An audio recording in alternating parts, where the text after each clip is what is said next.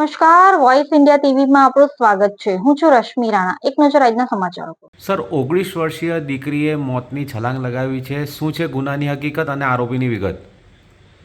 આ કામે હકીકત એવી છે કે જહાંગીરપુરા પોલીસ સ્ટેશન છે ત્યાં જે એસએમસી ટેનામેન્ટ આવેલું છે એમાં આ કામની ભોગ બનનાર તેના બે સગા ભાઈઓ સાથે રહે છે.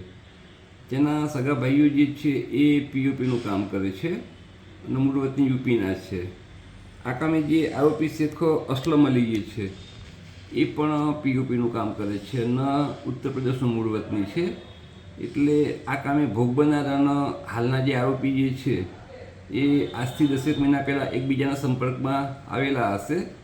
ત્યારથી આ એકબીજા સાથે ફોનથી વાત અને એ પ્રમાણે કરતા હતા અને આજથી લગભગ એકાદ 1 થી 1.5 મહિના પહેલાં આ કામે જે ભોગ બનનાર જે છે તેમણે આ કામના આરોપીને ફોન કરવાનું બંધ કરી કાઢેલું, જેથી ગઈકાલે સાંજે લગભગ 6-1 વાગ્યા આસપાસ આ કામે જે આરોપી જે છે એ રિક્ષા લઈ અને ભોગ બનનારના ઘરે આવેલા અને ભોગ બનનારને ધમકી આપેલી એમ કે તું કે મારી સાથે બોલતી નથી અને જો તું નહીં બોલે તો હું તને જાનથી મારી નાખીશ, તારા જે ફોટો કે વિડીયો મારી પાસે છે એ હું વાયરલ કરી નાખીશ, આવી ધમકી આપી અને જતા રહેલા.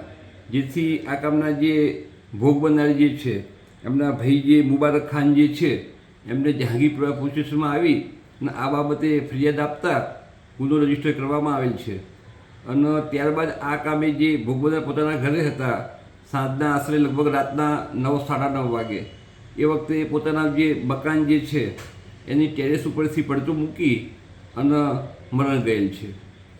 સર, પડતું મૂકવાનું કારણ શું હોઈ શકે?